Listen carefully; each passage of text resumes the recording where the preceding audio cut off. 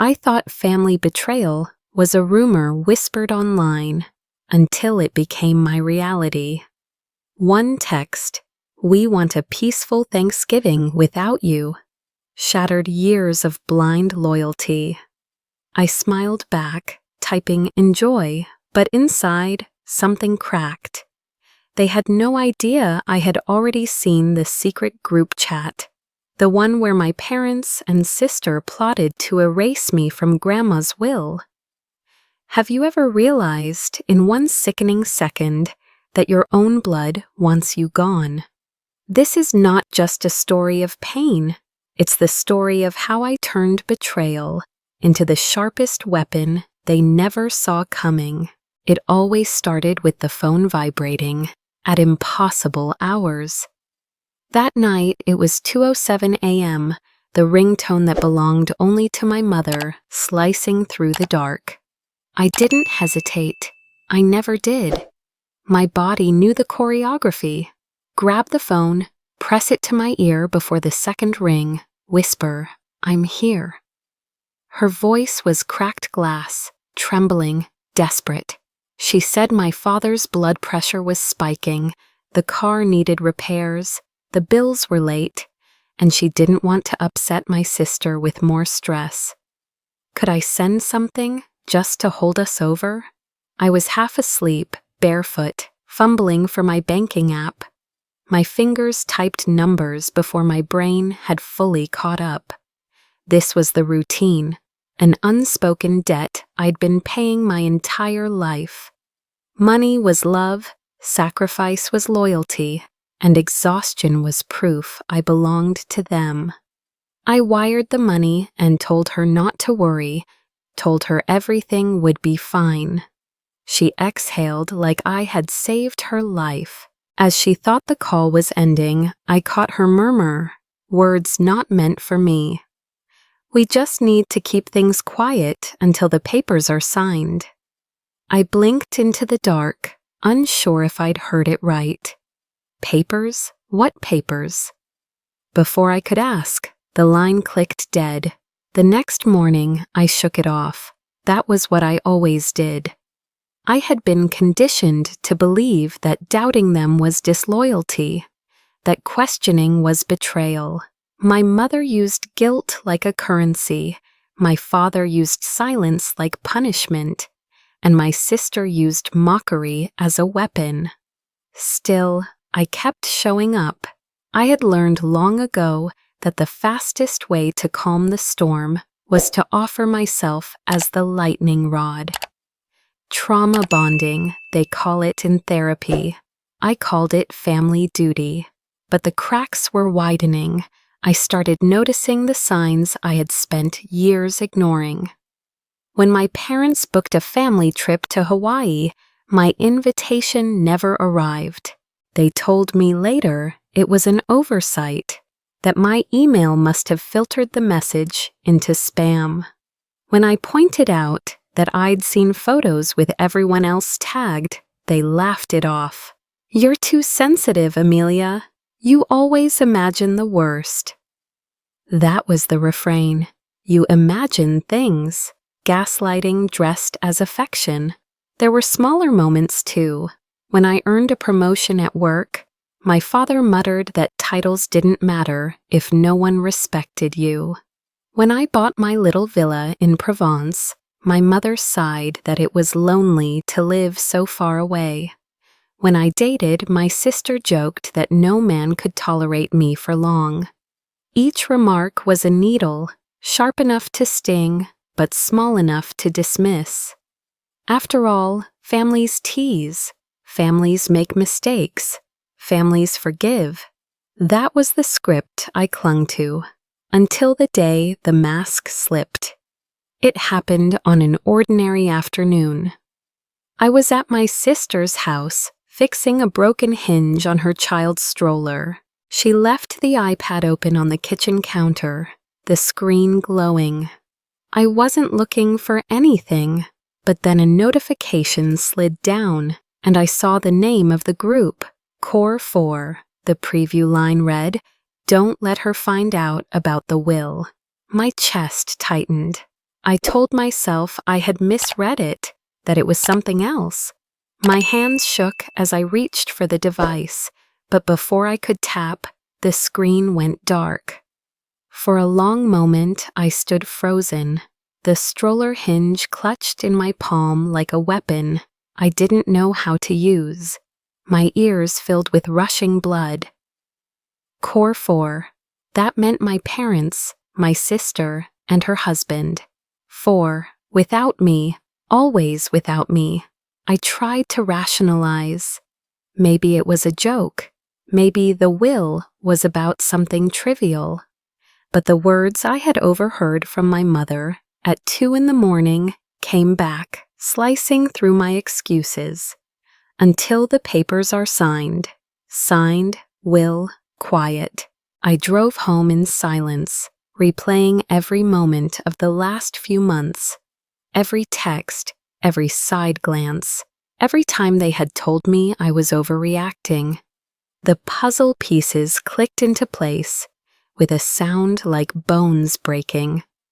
They weren't just excluding me from vacations or birthdays. They were plotting to cut me out of something far bigger, something final.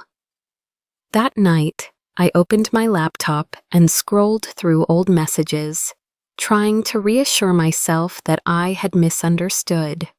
Instead, I saw patterns I had trained myself to ignore. Requests for money paired with promises never fulfilled. Conversations cut short the moment I asked a direct question. Group photos from events I hadn't been told about. My chest ached as I realized how many years I had excused, forgiven, and rationalized their behavior. Every memory now looked like evidence. I sat on the edge of my bed, staring at the ceiling, replaying my mother's voice. Keep things quiet until the papers are signed. Was it possible they were changing Grandma's will?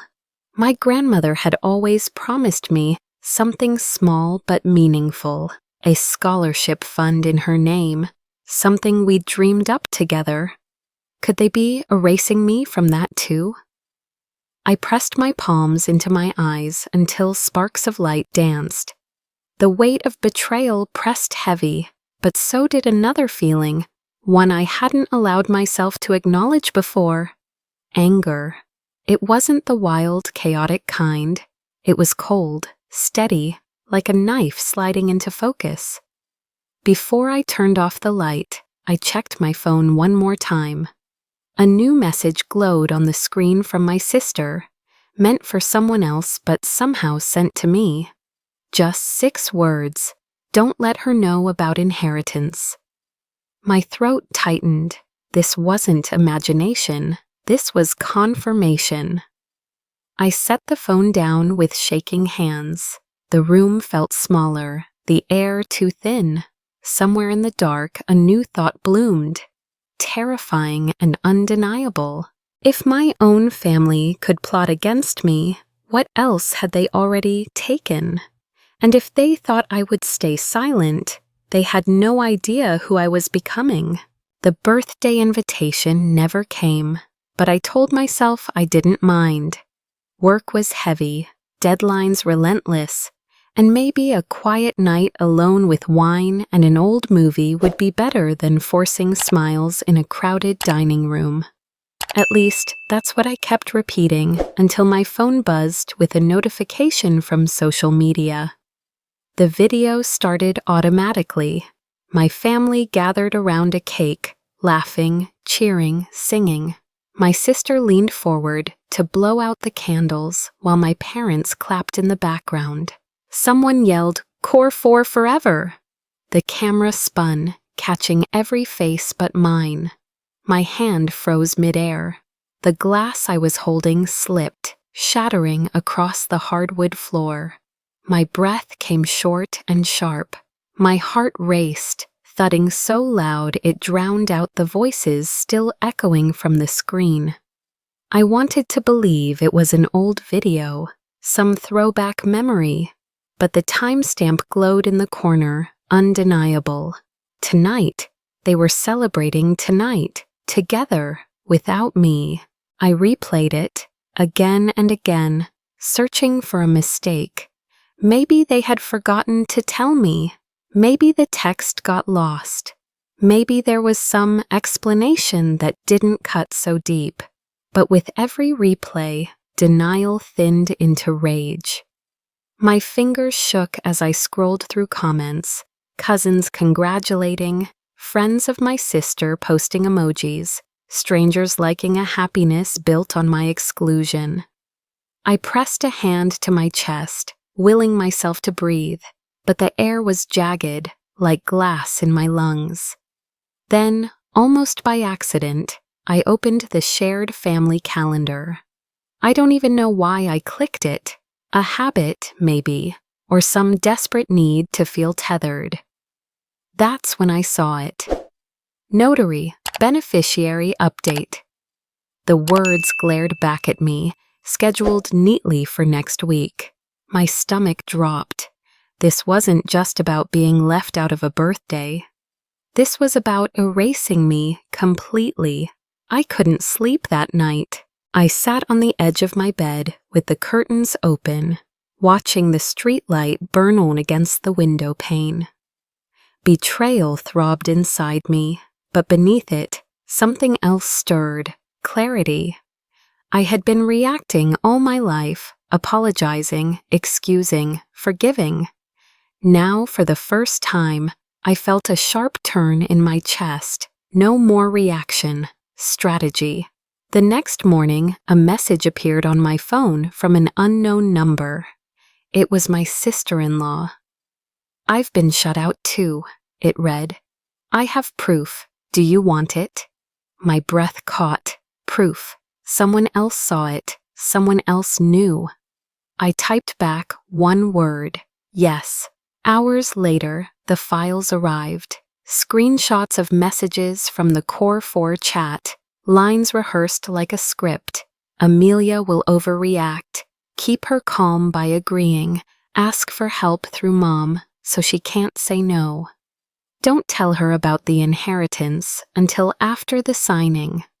My chest tightened as I scrolled, seeing myself dissected like a problem to be managed, a weakness to be exploited. I bought a small recording device that week. Every conversation with my parents, every phone call, every casual comment, I saved them all.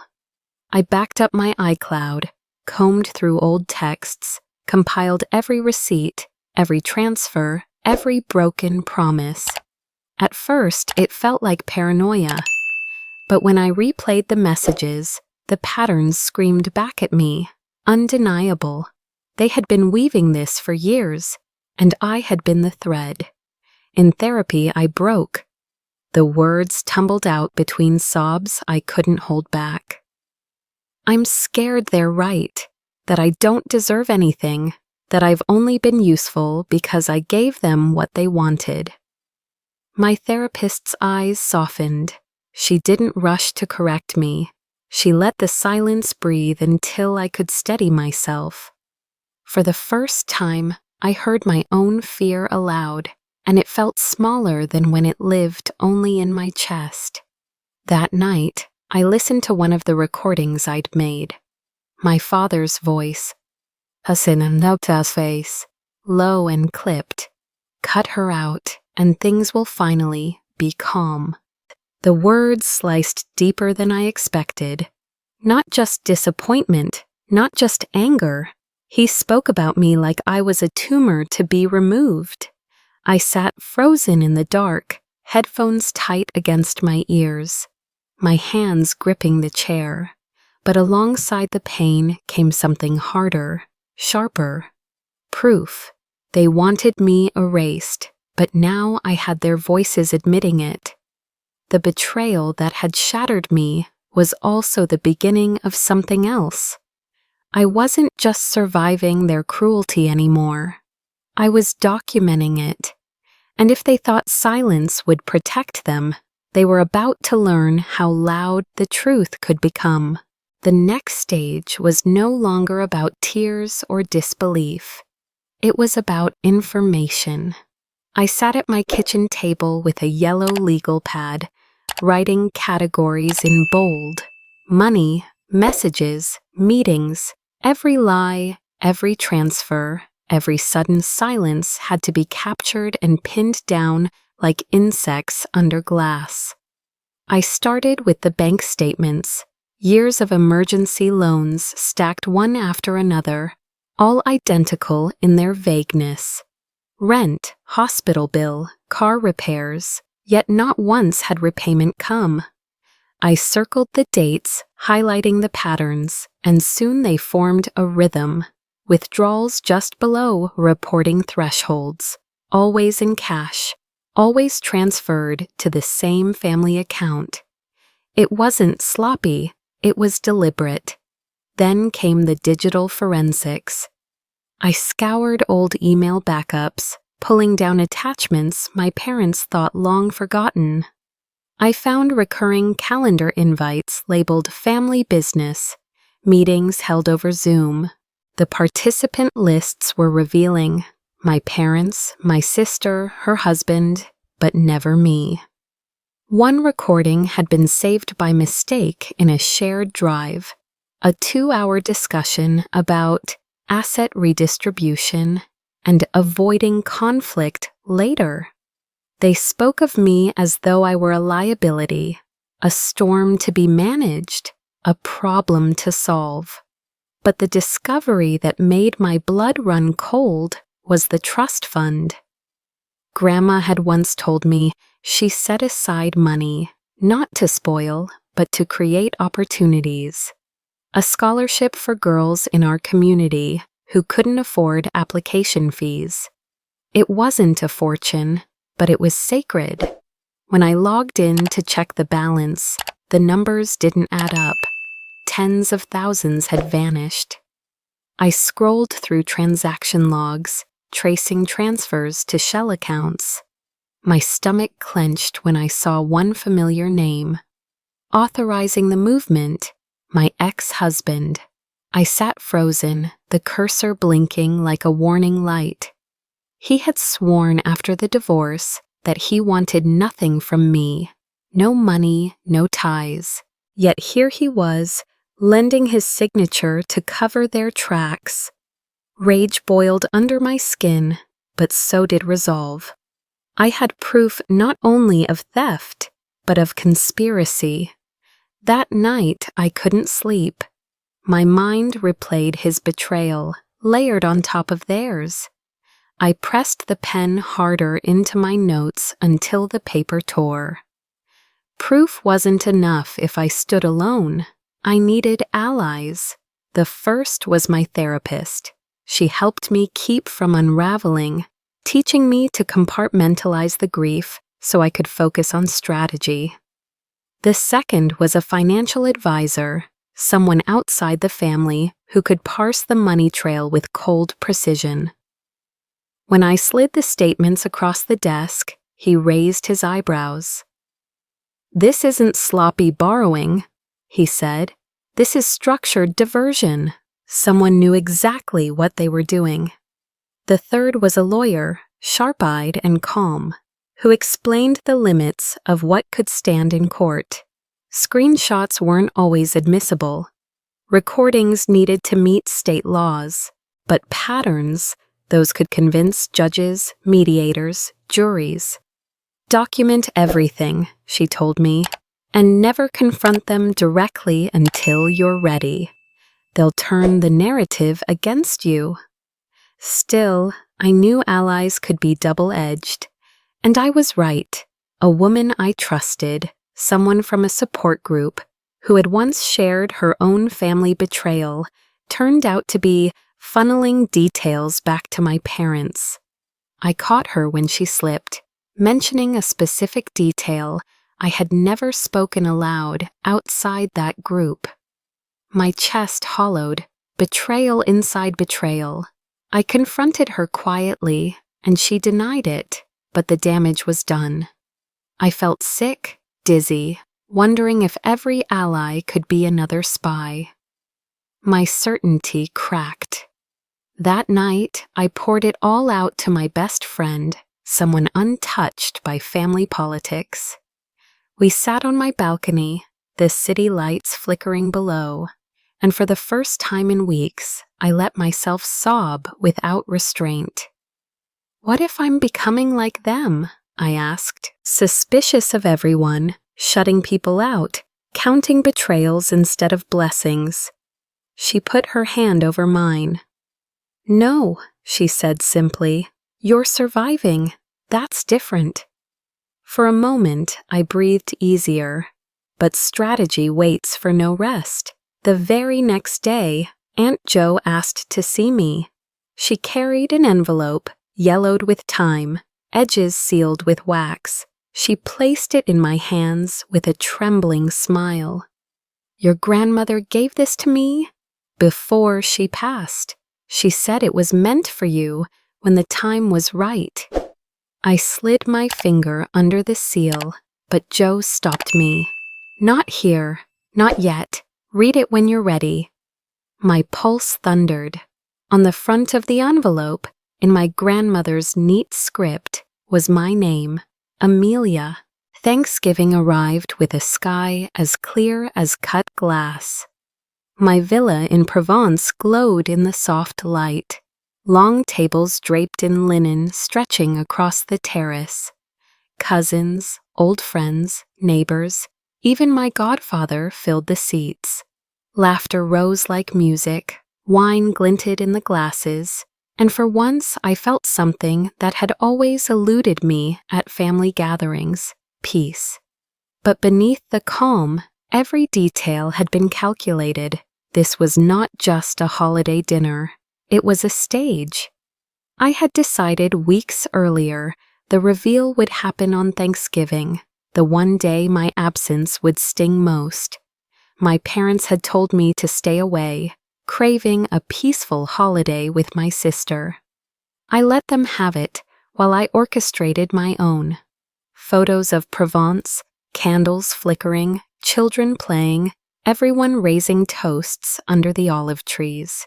Flooded social media. By nightfall, the images had reached across the ocean. Family members who once ignored me were now commenting with awe. My parents' phones must have been buzzing endlessly, each ping a reminder that I was not isolated. I was the center they had tried to erase. Still, I held back the sharpest blade. The sealed letter remained in my drawer, untouched, waiting. Tonight was only the first strike.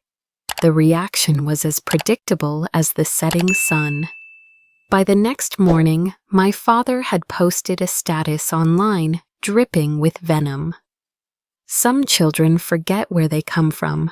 Some abandon their family for money and pride. Ungrateful daughters bring shame. My mother shared it, her comment a simple heartbreak emoji that twisted the narrative neatly.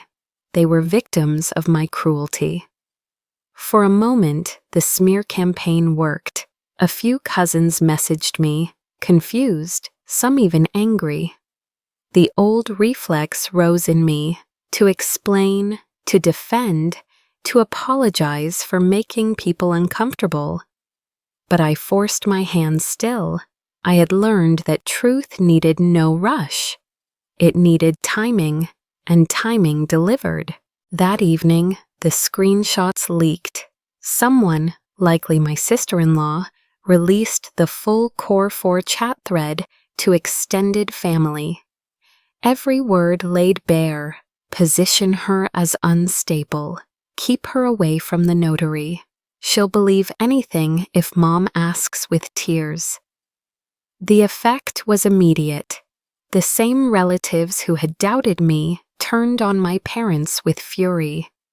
Their comments shifted from pity to outrage. I didn't have to argue. The evidence did it for me. For once, I was not the unstable one. I was the silenced one, and now the silence had broken. But even as vindication swelled, the human part of me faltered. A message came from my younger sister late at night. A photo of my mother crying at the kitchen table, her face buried in her hands. "She's breaking, Amelia.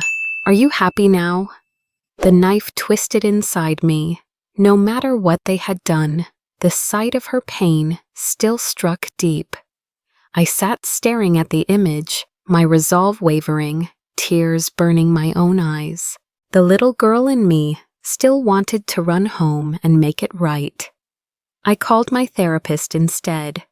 She reminded me that empathy didn't erase accountability, that manipulation often wore the mask of suffering. Still, the pause was necessary. For a night, I allowed myself to grieve what was lost. The dream of parents who would one day choose me without conditions. By morning, clarity returned. My lawyer called with a voice edged in steel. "They're preparing to file against you," she said. "Defamation, interference with estate proceedings. They want to paint you as the aggressor." I gripped the phone so tightly my knuckles whitened. So this was their next move, escalation through law. I looked at the drawer where the sealed letter rested. My grandmother's handwriting seemed to glow even through the envelope. I hadn't opened it yet, but I knew it was my anchor. The words inside were more than sentiment. They were testimony, legacy, and possibly the final key to everything they were trying to erase. The war had shifted battlegrounds. It was no longer about whispers or social posts. It was heading for courtrooms and legal filings. My family had shown their hand, but they had yet to realize I was holding the one card they couldn't counter. And when the time was right, I would play it. The letter in my drawer was still unopened when the first wave of justice arrived. My lawyer filed an emergency injunction, halting any attempt to alter Grandma's will until the court could review the evidence. The notary appointment vanished from the calendar like smoke dispersed by wind. For the first time in months, I felt the ground firm beneath my feet. My family had built their empire of secrecy on timing and intimidation. Now, their hands were tied by the same system they had hoped to exploit. But justice has a way of unearthing more than you bargain for. The financial advisor dug deeper into the trust fund accounts, combing through years of transactions. What he uncovered sent shockwaves through me. My father had siphoned money from Grandma's scholarship fund long before she passed, disguising the withdrawals as administrative fees. The fund meant to launch young women toward their futures had been eroded for years, not by strangers, but by the man I once believed was the pillar of our family. The report landed on my desk in black and white. Theft, fraud, betrayal layered in columns and charts. I stared at the numbers until they blurred, anger simmering not just for myself, but for every girl whose dream had been quietly stolen. My father hadn't simply cut me out. He had cut opportunity out of lives that never even knew his name. The weight of that truth burned through the last traces of hesitation. It wasn't just personal anymore, it was bigger. I compiled the files, building a case brick by brick. I was no longer pleading for fairness. I was demanding accountability. Then came the voices. First one, then another. 2 distant relatives reached out, both with their own stories.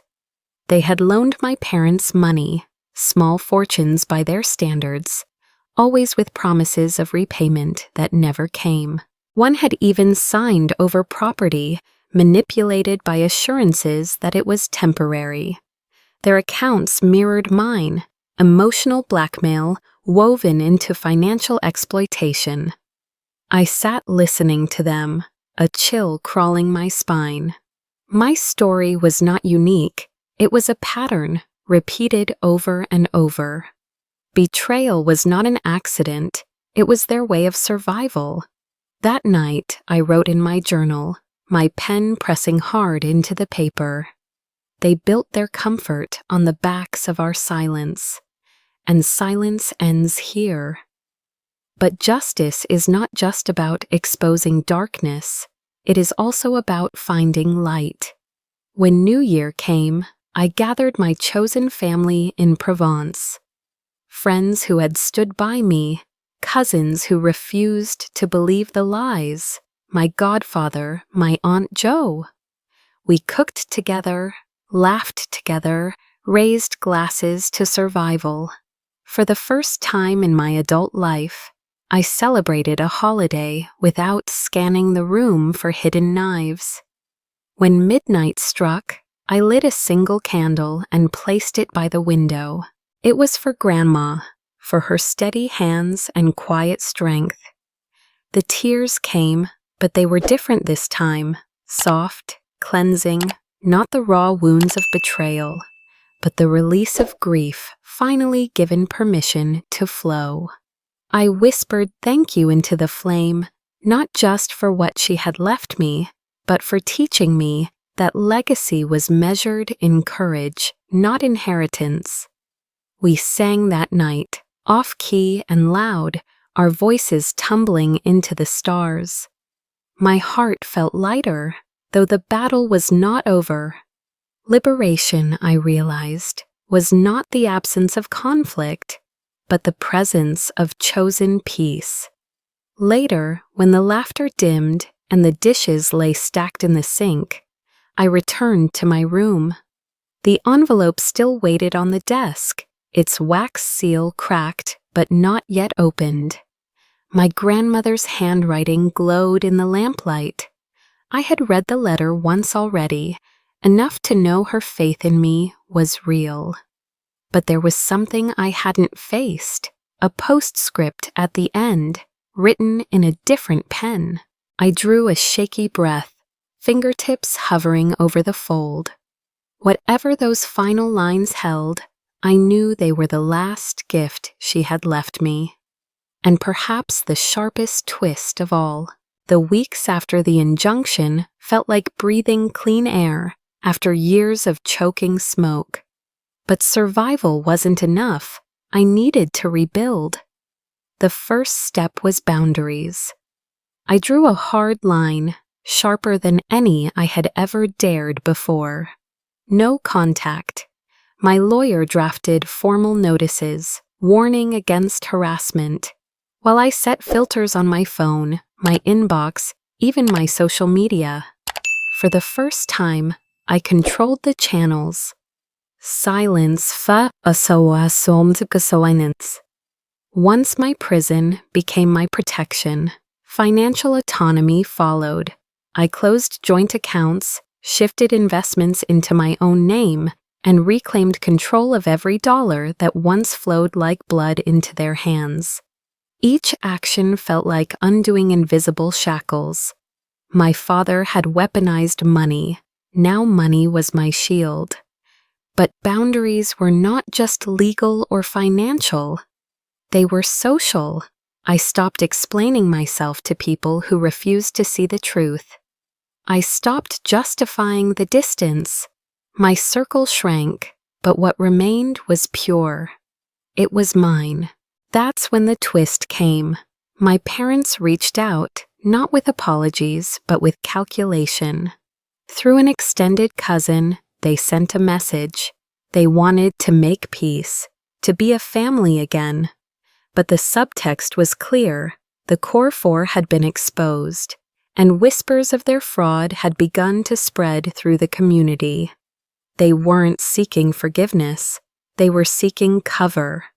For a fleeting moment, I hesitated. The child in me still longed for their acceptance, but I had learned too much. Peace built on manipulation was no peace at all. I replied through my lawyer with 3 words: no further contact. When I finally blocked my mother's number, My hands trembled so violently I almost dropped the phone. The old guilt swelled, whispering that I was cruel, ungrateful, unworthy. Yet as the screen went silent, a strange lightness filled me. My chest loosened. My breath deepened. For the first time in years, the silence was mine. That night, as if the universe itself was listening, an email arrived. It was from a high school principal in my hometown. "We wanted to thank you. The scholarship fund in your grandmother's name has already begun changing lives. 3 students will apply to universities this spring because of it." I pressed a hand to my mouth, tears spilling freely. My father had tried to erase her legacy, but it was alive, breathing, stronger than their theft. The letter glowed on the screen like a beacon. The final transformation came quietly, not with a bang, but with a dinner. I invited my chosen family back to the villa, the cousins who had stood by me, Aunt Jo with her steady warmth, my dearest friends who had become my anchors. We gathered around the same terrace where the first rebellion had begun, but this time the air was softer, no tension humming beneath the laughter. We cooked, we sang, we told stories of survival that turned into jokes by dessert. Halfway through the evening, Aunt Jo pulled me aside and handed me the letter once more. "You never finished it," she reminded me. My hands shook as I unfolded the paper, reading the words I had already memorized. But at the bottom, a postscript in faded ink waited. "If Amelia ever finds the strength to stand up for herself, activate the second trust. She has earned it." I gasped, scanning the letter again to be sure. The Plan B trust. My grandmother had created a fund not only for the scholarship, but for me, hidden until the day I proved I would not let them control me. My lawyer confirmed it within a week. The trust was real, untouchable, waiting. The inheritance my parents had tried to steal had only ever been mine to claim through courage. The wave of catharsis hit like light through stained glass. I thought of the girl who had once answered midnight phone calls with trembling obedience, who had wired money half asleep, who had swallowed insult after insult because she believed that was love. That girl was gone. In her place stood a woman who had lost everything false and gained everything real. As the dinner wound down, we carried candles to the terrace, placing them in a line against the night.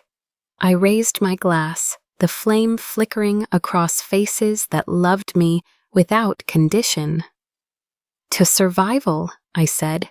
Then I smiled, letting the words shift. "No, to thriving." The table erupted in cheers, laughter echoing into the Provençal hills. And in that moment, I knew the truth that had taken me a lifetime to learn. I didn't just survive, I thrived.